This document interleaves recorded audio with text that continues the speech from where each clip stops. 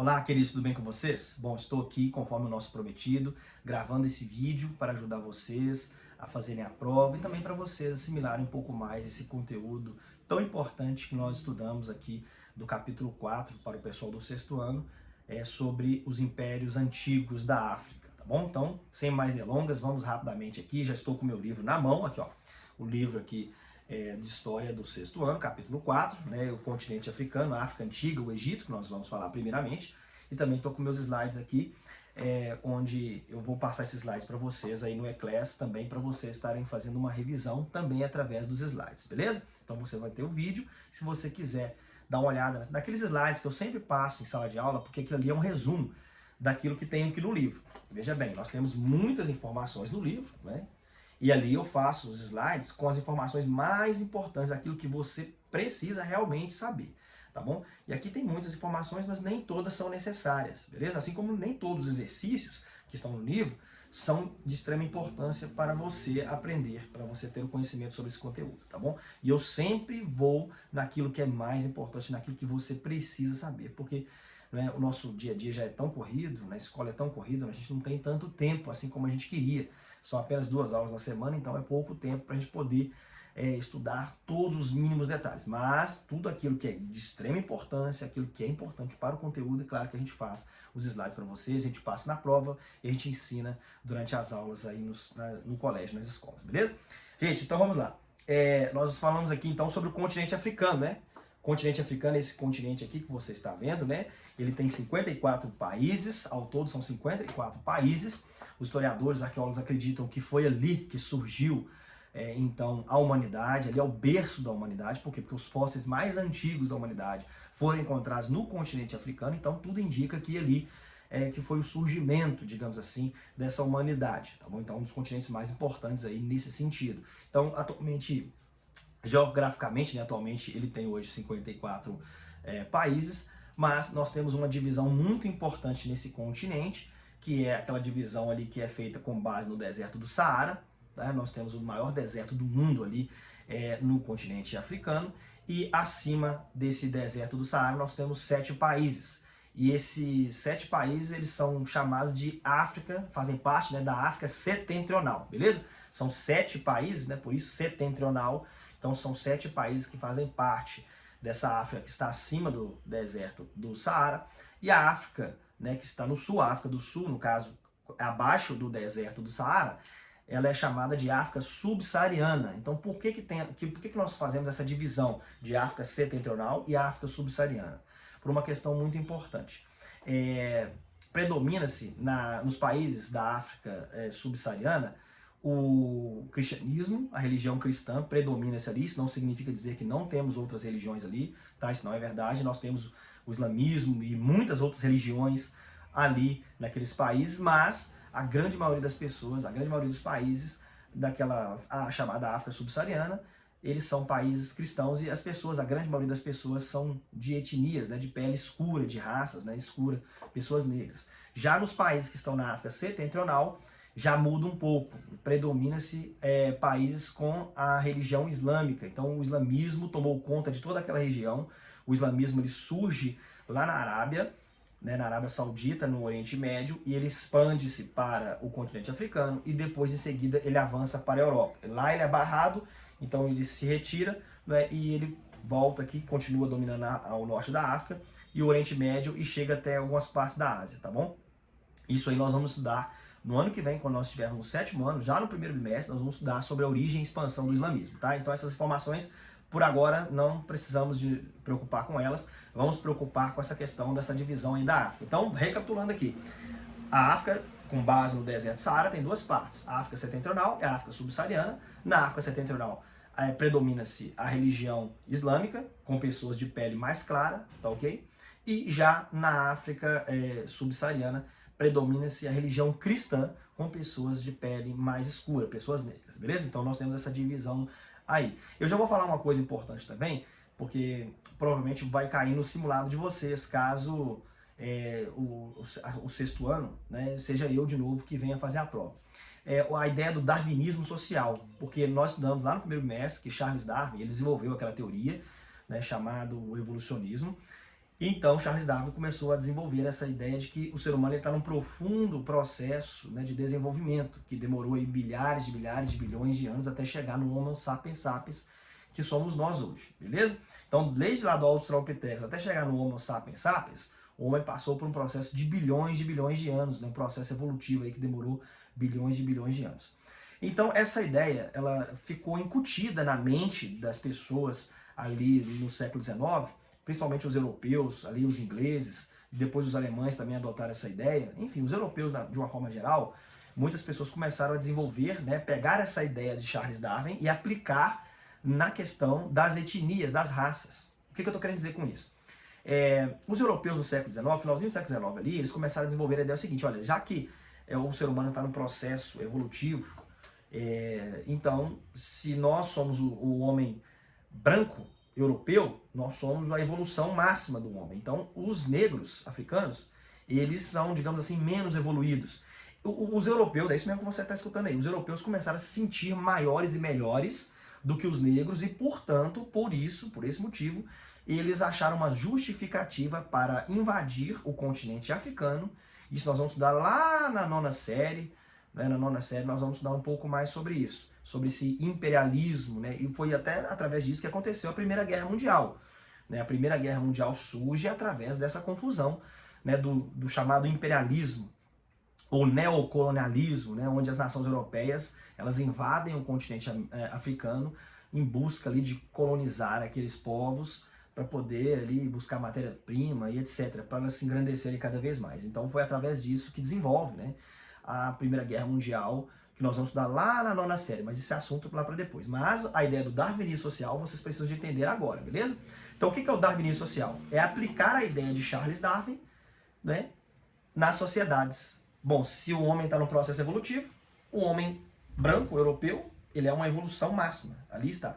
E o negro ele é inferior, né? Se o negro é inferior, o branco é superior, então, ou seja, nós nos sentimos e achamos que nós somos melhores que vocês. Por esse motivo nós precisamos de colonizar vocês, nós precisamos de tomar essas terras, nós precisamos de colonizar, vocês precisam de trabalhar para nós.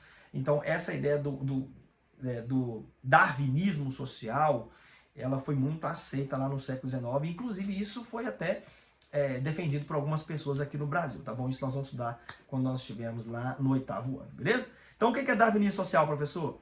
É uma tentativa de desvalorizar as raças africanas com o objetivo de colocar uma supremacia do branco europeu em detrimento a essas raças africanas, esses povos negros, beleza? Nós vamos engrandecer. O branco, o europeu, ele é superior a esse negro africano. Então isso ficou conhecido como darwinismo social. Gente, isso era ciência no século XIX. Hoje, se nós fizermos isso aí, nós vamos ser taxados aí como preconceituosos, como cometendo injúria racial e etc. Né? Somos até presos, talvez. Mas isso era ciência lá no século XIX, tá bom? Vamos então falar aqui agora do Egito Antigo. Vamos falar algumas coisas importantes aqui do Egito Antigo. Aqui, ó, tô com o meu livro aqui. Já na página 3, nós vamos falar aqui das grandes construções que os egípcios fizeram, tá bom? Então os egípcios, eles realizaram grandes construções, grandes pirâmides aí com cerca de 150 metros de altura, 200 metros de largura. Então essas pirâmides serviam para os túmulos, né, dos faraós e para o engrandecimento também dos faraós, porque os faraós, eles ordenavam as construções, né, essas grandes construções, essas grandes pirâmides, para poder mostrar aí o seu poder também. Essas grandes construções, elas apresentavam esse grande poder. Imagina você visitar o Egito e você chegasse lá e observasse essa pirâmide com 150 metros de altura e você falasse: nossa, que coisa gloriosa, que coisa magnífica. Isso ali representa a magnitude do poder dos faraós, né? Então essas grandes construções tinham essa ideia também. Então eu vou listar aqui algumas das principais construções egípcias, tá? Nós temos a pirâmide de Quéops, que é uma das mais famosas, né? O faraó Quéops, ele pediu para construir essa pirâmide, é uma das mais famosas. Temos a pirâmide de Quefren também. Quefren, gente, é com Q-U-E-F-R-E-N, tá? Quefren, tá? Então temos a pirâmide de Quéops, que é com Q-U também, Quéops, né? Temos a pirâmide de Quefren, temos a pirâmide de Miquerinos, também é uma pirâmide muito famosa. E nós temos também aquela grande construção, né, chamada de Esfinge de Gizé. Então a Esfinge de Gizé é, na verdade, ali um leão, né, com um rosto, né, humano. Então nós vemos ali uma construção arquitetônica meio que antropozoomórfica, né? Então ela tem um aspecto animal e ser humano ao mesmo tempo, né? A forma dessas duas, ela tem essas duas características ao mesmo tempo, beleza? Então essas são as grandes construções que nós temos, as principais construções. Tem muitas outras pirâmides, né, egípcias, mas essas são as mais famosas, essas são objeto de estudos aí pelos historiadores, pelos arqueólogos, enfim, né, por todas aquelas pessoas que admiram a história egípcia, beleza? Mas, então vamos lá. Uma coisa importante também de se dizer é que essa sociedade egípcia, ela era uma sociedade piramidal. Veja bem aqui, ó, tá vendo aqui no seu livro? É uma pirâmide aqui, ó, tá vendo aqui? Então no topo nós temos Faraó, que é a figura mais importante, né, dessa sociedade.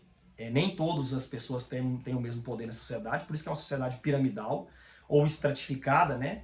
Ela é dividida. Estratificada significa isso, ó, dividida.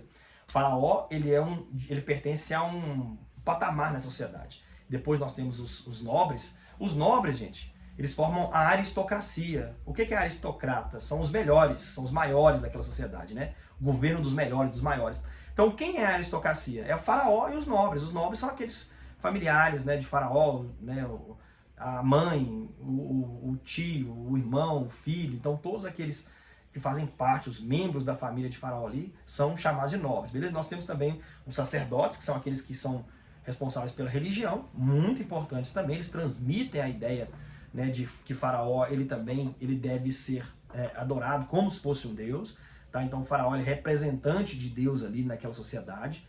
Então eles transmitiam isso, eles cuidavam da religião. E nós temos também os escribas, que são importantíssimos naquela sociedade, porque os escribas, eles são aquelas pessoas responsáveis por transmitir o conhecimento, a escrita. Tanto é que os escribas desenvolveram a escrita hieroglífica. Então a palavra hieróglifos no grego significa isso, né? Escritos sagrados. Então eles escreviam, né? Eles que escreviam os escritos, eles ensinavam então sobre a vida de Faraó, eles escreviam os registros da vida de Faraó, eles escreviam sobre os deuses, sobre a cultura egípcia. Então os escribas eles tinham um papel muito importante. Eles tinham e dominavam o conhecimento da escrita hieroglífica, beleza? Então os egípcios desenvolveram a escrita hieroglífica e eles escreviam naquele formato de papel, né? No primeiro papel da humanidade, digamos assim, no papiro. O papiro você encontra aqui na sua página, deixa eu ver aqui que página do seu livro você encontra, aqui ó, na página 10. Na página 10 do seu livro, aqui ó, há um papiro aqui. É a primeira forma de papel, né? Nós temos aqui a pedra de Roseta, que você está vendo aqui em cima, aqui, né? Foi um achado arqueológico, um dos maiores achados arqueológicos que nós temos aqui sobre a história egípcia, né? É a escrita hieroglífica aqui, são 3 idiomas, né? Na verdade, nós temos aqui a escrita hieroglífica nessa pedra, tá? E aqui nós temos o processo da produção do papiro. O papiro é uma planta, tá? Que eles retiram o caule, né? E ele tem um processo até amassar esse caule para se tornar esse papel aqui. Então os escribas, eles escreviam, né, a escrita hieroglífica no papiro. O papiro foi amplamente, né, vendido depois para outros povos. Então os egípcios eles ficaram muito conhecidos no mundo devido a essa grande maravilha, essa grande invenção que eles tiveram, beleza? Tá bom?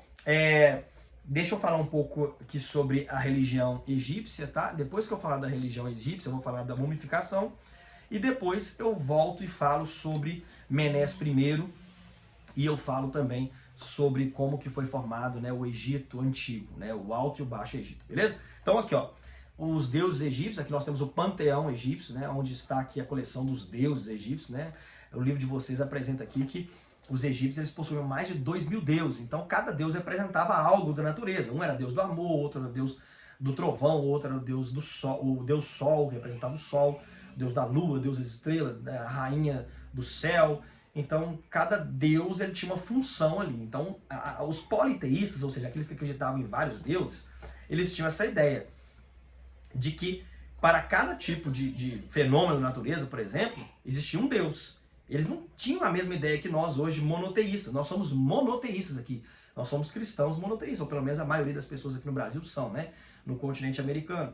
Então não, eles não tinham essa ideia, eles tinham a ideia de que cada coisa da natureza tinha um Deus que representava aquilo, que controlava aquilo. Um controlava a chuva, o outro controlava a colheita, outro o sol, a lua, as estrelas, enfim, né? Então cada fenômeno da natureza você tinha um Deus, né?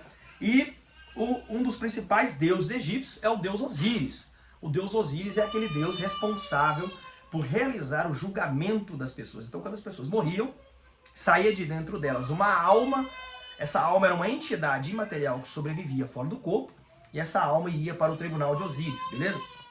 Então Anubis, que era um outro deus egípcio, ele levava essas pessoas até o tribunal de Osíris. Osíris fazia o julgamento, realizava o julgamento para saber se a pessoa ia passar ou não, ia ser aprovada ou não nesse julgamento. Enquanto isso, os corpos dessas pessoas, eles passavam por aquele processo de mumificação que eu ensinei para vocês, que eu acho que está aqui na página... Deixa eu ver se eu acho aqui o processo de mumificação. Aqui, ó. Desculpa, gente. Na página 19 aqui do livro de vocês, aqui está o processo, né, de mumificação. Gente, lembrando que não eram todas as pessoas que tinham a mumificação não, tá? Que poderiam realizar a mumificação não. A mumificação, ela era realizada somente entre a aristocracia, ou seja, somente faraós, né, os familiares de faraó, os nobres daquela sociedade, os mais ricos, os mais poderosos, sacerdotes, né, escribas. Então, ficava por ali. Escravos, camponeses, essas pessoas simples da sociedade egípcia, elas não tinham condições e elas não eram dignas de serem mumificadas, né? Que a mumificação era um processo muito caro, muito importante e muito caro que era realizado naquela sociedade, beleza? Então, fique claro isso aí, tá? Tome cuidado na sua prova, porque senão você pode errar questões por esse motivo, beleza? Então, nós temos aqui, essa questão provavelmente deve cair aí no seu simulado, tá? Essa que eu vou falar aqui agora sobre a mumificação. Nós temos os processos aí, né? Que é a evisceração, que é a retirada dos órgãos, né? Então os órgãos, os principais órgãos ali são retirados, né, dessa pessoa. E depois nós temos a desidratação, né? O corpo era desidratado, era colocado uma espécie de sódio, né, no corpo da pessoa. E depois a pessoa ela passava aí por um processo de embalsamento, né? Era colocado óleos ali, aromas, bálsamos na pessoa, até mesmo para dar um cheiro melhor no corpo. Você imagina só, o corpo vai ficar ali vários dias, ele vai começar a feder, né, vai começar a cheirar mal, desculpa a expressão, né, então era necessário fazer essa terceira fase aí, o embalsamento, né, desse corpo, com aromas e bálsamos aí, colocar um cheiro bacana, né, no corpo. E por último, era o enfaixamento, né, de linho. Eles enrolavam a pessoa, né, toda aqui, ó, veja bem aqui, a pessoa era toda enfaixada, né, da cabeça aos pés, então ela era enfaixada. E por último, na verdade, né, se é que podemos dizer assim, ela era colocada dentro de um sarcófago, uma espécie de caixão, num formato mais humano, digamos assim. Eu acho que aqui tem, aqui ó, na página 20 do livro de vocês, temos aqui ó, um sarcófago aqui, tá vendo aqui? Então, se for olhar, essa aqui é a última fase, né, a quinta fase, beleza? Mas o enfaixamento, né, a mumificação era até a quarta fase, que era o enfaixamento, beleza? Tá bom? Então eu acredito que deu para vocês entenderem todo esse processo aí, né, do Egito. O Egito foi um dos maiores impérios da humanidade, né, expandiu-se muito aí lá no reino da antiguidade, né? Quando nós estamos falando de antiguidade, nós estamos falando desde a invenção da escrita até a queda do Império Romano, que nós vamos estudar ainda, tá? Lá no quarto bimestre, beleza? Então, história antiga é isso. Inventou-se a escrita, começa-se a contar a história antiga. Então, da história antiga, o Egito se tornou um dos maiores impérios, né? Ao lado aí dos gregos e dos romanos, né? Os romanos também se tornaram aí, ou melhor, os romanos chegaram a ser o maior império de todos os tempos, né? Mas os egípcios também, eles desenvolveram muitas coisas, criaram muitas coisas importantes, né? Eles desenvolveram muitas contas matemáticas também, extremamente estudiosos, eles eram astrólogos, enfim, eles mexiam também com o estudo, né, da natureza, enfim, eles tinham muito conhecimento arquitetônico, de técnicas, né, arquitetônicas, aí vocês viram as pirâmides, as construções, enfim, os egípcios eram extremamente inteligentes, né, e sábios naquela época, naquela sociedade, beleza? Tá bom? Então vamos lá. Como que iniciou o Egito? O Egito, ele iniciou, deixa eu ver se eu consigo achar aqui, na página, na primeira, vamos voltar lá no início, aqui ó, vamos lá na página 4 do livro de vocês. Lembrando que nós estamos estudando sobre o Egito Antigo, tá? O Egito Antigo, gente, é uma coisa, o Egito atual, moderno, é outra coisa, tá? A capital do Egito Antigo, por exemplo, era Mênfis, né? A capital do Egito moderno hoje é Cairo. Então, tá vendo aqui? Não tem nada a ver. Uma coisa é o Império Egípcio lá da Antiguidade, outra coisa é o país Egito hoje, né? Algumas coisas realmente você vai ver que não tem nada a ver, né? Tem lá o Rio Nilo, a mesma coisa. Temos as grandes construções dos imperadores, desses faraós, mas é totalmente diferente, né? A questão muita parte da cultura egípcia hoje é diferente daquilo que tinha lá no passado, beleza? Então vamos lá. Aqui você está vendo aqui, ó, o Rio Nilo passando aqui tá nessa parte verde, vai na sua página 4 do seu livro aí e observa bem. Então o rio Nilo está passando aqui, tá? E eu falei para vocês no primeiro bimestre que o rio Nilo, o Tigre e o Eufrates, que juntando esses três rios, nós formamos aí o crescente fértil. Essas três partes, né, da Terra se tornaram aí o berço da humanidade, digamos assim, porque o homem antes ele era nômade, né, ele vivia de caça, pesca, coleta, ele saía de um lugar e para outro, mas quando o homem passou a descobrir, a inventar a técnica de agricultura, de irrigação, etc., ele começou a se sedentarizar. Então a sedentarização ocorre próximo a esses rios, o Nilo aqui no Egito e o Tigre e o Eufrates lá na Mesopotâmia. Então aqui no Nilo nós temos a sedentarização que ocorre próximo do Nilo. Então como que o Egito foi formado, gente? Há uma sedentarização próxima do rio Nilo e então começa a se formar as primeiras vilas, os primeiros vilarejos. E isso os gregos chamam de nomos. Então por que nomos? A palavra nomos no grego significa lei, organização, né? Então imagina só, eu estou aqui agora, fixado, sedentarizado. Aí tem uma pessoa aqui, outra ali, tem um vizinho e tal, tá cheio de gente ali. Nós precisamos de organizar. Daí a pouco nós precisamos de fazer uma organização do coletivo. Política significa isso. Política significa organização do coletivo. A palavra política vem do grego, né? Politikon, significa essa organização do coletivo. Então, nomos significa isso, essa lei, organização, né? Então, os primeiros nomos, essas primeiras organizações, as primeiras cidades organizadas, elas surgem próximo do rio Nilo, né? Então, quando se tem essas organizações, nós temos um superior ali, que são conhecidos como os nomarcas. Os nomarcas eram os chefes locais desses nomos, beleza? Então, se te perguntar na prova isso, você tem que fazer o passo a passo para mim. Você tem que falar que primeiro houve a sedentarização próxima do rio Nilo. Segundo, com essa sedentarização começou a surgir as primeiras cidades, né, aqueles primeiros povos ali sedentarizados próximo do Nilo, e então passa-se a ter que exigir uma organização dessas cidades. Essas primeiras vilarejos, cidadezinhas, elas se organizaram e elas se chamaram de nomos, né, os primeiros nomos, e esses nomos tinham os nomarcas, que eram os chefes locais. E então, através de conflitos, esses nomarcas começaram a degladiar uns com os outros, e eles foram, na medida que eles foram vencendo outros, eles dominavam, né? Então foi aumentando o poder. Surgiu dois Egitos, então. O Alto Egito, que fica na parte aqui de baixo, né? E o Baixo Egito, que fica mais na parte de cima aqui do seu mapa, beleza? Então dois Egitos se formaram e cada imperador, né, desse Alto e Baixo Egito usava uma coroa. O do Alto Egito usava a coroa branca e do Baixo Egito usava a coroa vermelha.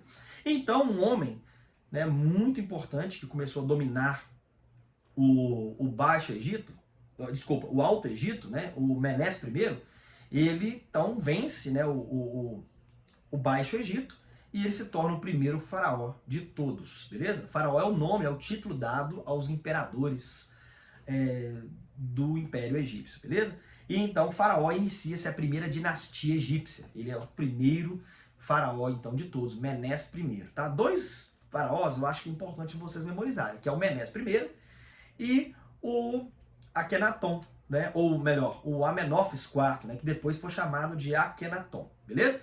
Tá, o Amenófis IV eu vou falar daqui a pouquinho. Primeiro vamos falar do Menes I aqui. Então o Menes I ele faz essa unificação do Alto e do Baixo Egito, né? Ele era imperador do Alto Egito, ele vence o Baixo Egito, então ele unifica a coroa. Então essa coroa passa a ter as duas cores, né? As duas cores, que é vermelho e branco. E então inicia-se a primeira dinastia. Teve várias dinastias, né? Os egípcios, inclusive, algumas mulheres chegaram ao poder, né? Faraós, mulheres também nós tivemos, né? Algumas delas você pode ver aqui na sua página. Hatshepsut, né? Uma das principais faraós mulheres aqui, ó. Aqui nós temos aqui algumas mulheres, né? Que se tornaram faraós, tá? E Hatshepsut foi uma das principais. Nós temos o Tutmés III, Amenófis IV, que é isso que eu falei para vocês, e Ramsés II também é muito importante. Ramsés II já está ali próximo de quando o povo de Israel ficou lá no Egito, né? Então Ramsés II, Ramsés I, Ramsés II, eles estão próximos ali daquele período de onde o povo de Israel desce para o Egito, beleza? Tá bom? Mas o que vocês precisam de aprender é que Menes I, ele realizou essa unificação, tá bom? Sedentarização próxima do Nilo, surgimento das primeiras cidades, chamadas de nomos, os nomarcas começaram a dominar outros nomos, e então chegou o momento de surgir o Alto e o Baixo Egito. Surgindo o Alto e o Baixo Egito, Menes I do Alto Egito vence então e domina e faz a unificação do Egito. O Egito se torna um império e ele se torna então o primeiro faraó, beleza? E aí nós temos a primeira dinastia. O que é dinastia, gente? É uma sequência de governantes, de líderes da mesma família. Eu sou imperador, eu morro, meu filho começa a imperar no meu lugar, ele começa a dominar, começa a ser rei, depois dele o filho dele, meu neto, tataraneto, e por aí vai passando, vai mudando, né, ali de geração em geração, beleza? Isso é uma dinastia, tá bom? Bom, queridos, eu acredito que nós falamos tudo aí sobre o Egito, beleza? Ah, não, vamos falar aqui do Amenófis IV, né? O Amenófis IV, ele fez uma coisa lá no Egito muito importante, que os egípcios eles eram politeístas, né, e eles passaram a ser monolátricos, digamos assim, né, numa parte do governo aí de Amenófis IV. Por quê? Porque o Amenófis IV, ele instalou uma espécie de monolatria, tá? Então tem uma diferença de monolatria para monoteísmo, tá, gente? Politeísmo eu adoro vários deuses. Monoteísmo eu adoro somente um deus. E não acredito que existe outros, não. Eu adoro somente um deus. Mas os monolátricos, a monolatria, eles acreditam na existência de vários deuses, mas adoram somente um, beleza? Então, ele começou a adorar o deus Aton, né? Então, por isso que ele passou a ser chamado também de Akhenaton, né? Akhenaton ou Akhenaton, né? Então, Amenófis IV, ele instalou, então, um período de tempo, ele mudou a religião egípcia por um determinado período de tempo, depois que ele morre, então, a religião egípcia volta a ser politeísta, tá? Mas ele faz, então, essa mudança, né, do politeísmo para o monolatrismo, beleza? Monolatrismo, então, os monolátricos, monolatristas são aqueles que creem, que adoram, na verdade, um deus, mas creem em diversos deuses. Eu dei o exemplo do futebol, por exemplo, eu sou cruzeirense, né, eu torço para o Cruzeiro, mas eu acredito que existem outros times, eu acredito que existe o Atlético, o Flamengo, o São Paulo, o Flamengo, o Vasco, né, o Corinthians, o Palmeiras, o Grêmio Internacional, o Santos, por aí vai. O Real Madrid, Barcelona, eu reconheço que existem outros times, mas eu só torço para um, não é isso? E na monolatria é isso, você reconhece que existem outros deuses, olha, existe sim um exemplo que eu estou dando aqui, né? Existe o Zeus, né? Existe Jesus, existe Alá, mas eu adoro somente o deus Osíris, por exemplo, né? Então é isso, eu adoro somente um, mas eu reconheço que existem outros, isso é a monolatria, beleza? Tá bom? O monolatrismo, tá bom? Queridos, então sobre o Egito eu acho que eu falei tudo, agora nós vamos passar para o Império de Kush. O Império de Kush, nós temos algumas informações importantes sobre eles, tá? Que está aqui na página 25, já do seu capítulo 5, tá? No capítulo 5, nós estamos falando sobre o Império de Kush e o Império de Axum, que aqui são mais dois impérios importantes. Então, 3 impérios importantíssimos da África surgiram lá na África, no período que nós chamamos de África Antiga, na Antiguidade. Quais são eles? O Império Egípcio, o Egito, nós temos o Império de Kush e o Império de Axum, tá? Beleza? Ou o Império de Axum, como alguns falam, tá? Mas a maioria das pessoas pronunciam Axum porque a própria capital do Império de Axum, ela é chamada de Axum, né? Com A-S-K, né? A-K-S, né? U-M, beleza? Axum, beleza? Tá bom? Então, o Império de Kush e o Império de Axum são 2 impérios que se formam ali, bem abaixo do Egito, beleza? Então, o Império de Kush é hoje como se fosse ali onde está a região do Sudão e o Sudão do Sul, aqueles 2 países. Já o Império de Axum está onde está a Etiópia, beleza? Então, Egito, hoje, na modernidade, está assim, ó. Egito, Sudão do Sul e Etiópia, não é isso que está ali na sequência? Isso hoje. Mas na antiguidade era Egito, Império de Kush e Império de Axum. O Império de Kush ele foi totalmente influenciado pelos egípcios. Eles começaram a construir pirâmides iguais aos egípcios, eles começaram a adorar deuses egípcios por um determinado período da história. Teve um imperador chamado Taharga, né, do Império de Kush, ele começou a dominar Kush e o Egito ao mesmo tempo. Só para vocês terem noção, porque esses 2 povos eles começaram a trocar comércios, fazerem comércio ali entre si, então o Império Egípcio acabou influenciando o Império de Kush, esse império poderoso que se formou ali ao sul do Egito. Então por isso que teve essa influência, né, tanto na religião quanto nas arquiteturas, né, etc. Então isso é importante. E eles desenvolveram também uma escrita bem parecida com a escrita hieroglífica, né, dos egípcios. Eles desenvolveram a escrita meroíta. Por que a escrita meroíta chama meroíta? Porque ela foi criada na capital do Império de Kush, chamada Meroé. Né? Então por esse motivo que ela carrega esse nome. Mas ela é uma escrita também ideogrâmica. Gente, o que é uma escrita ideogrâmica? E a palavra ideo, no grego, significa ideia, né? É uma escrita que transmite uma ideia, é um desenho, uma escrita pictográfica, ou pictogrâmica, ou ideogrâmica, né? As três coisas, se você quiser falar, você pode falar, tá bom? Então essas escritas, que tem essa característica antiga, tanto a escrita dos sumérios, a escrita cuneiforme, a escrita hieroglífica dos egípcios e a escrita meroíta dos cuxitas, são escritas ideogrâmicas, né? Elas são desenhos que representam ideias. Por quê? Porque o alfabeto foi desenvolvido apenas séculos depois pelos fenícios. Alguns acreditam que foram alguns mineiros que viveram ali próximo do deserto do Sinai, tá? Ali próximo onde Moisés circulou com o povo de Israel, então alguns acreditam que foi ali, mas que começou a desenvolver o alfabeto, mas os fenícios, eles que aprimoraram esse alfabeto e eles ficaram conhecidos como o povo que inventou a escrita alfabética, né? O A, B, C, D hoje, como nós conhecemos, beleza? Mas, enquanto eu não tinha as letras, eu tinha que fazer um desenho para representar uma ideia. Então a escrita meroíta, ela é bem parecida com a escrita hieroglífica, assim como é parecida com a escrita cuneiforme, beleza?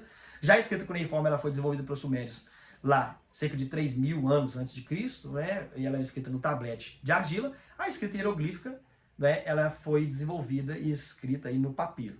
E os cuxitas também, eles comercializavam muito papiro com os egípcios e eles também passaram a desenvolver e a escrever a escrita meroíta, né, nesses papiros, beleza? E nós temos o Império de Axum, que foi um império que ele é o mais novo de todos, né, foi o último. Os Axumitas venceram, até chegaram a dominar os cuxitas. Eles derrotaram os cuxitas, né, se tornaram um império muito forte, muito poderoso ali, e eles são conhecidos como o primeiro império africano a ter contato com o cristianismo.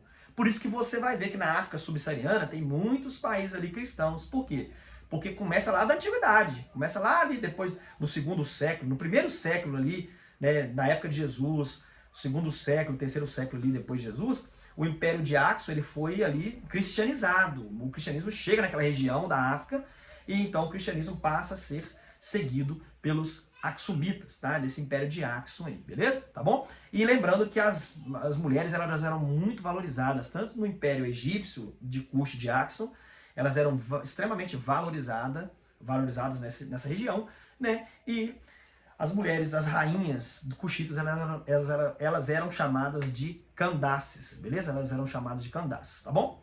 Gente, olha, nosso vídeo está ficando aqui com 32 minutos. E eu acho que eu já vou parar por aqui, porque eu acredito que eu falei muita coisa importante aqui, tá bom? Que Deus abençoe a todos, um forte abraço, uma ótima prova e que esse conteúdo fique aí na memória de vocês, tá bom? Forte abraço, queridos. Deus abençoe a todos. Tio Colgate.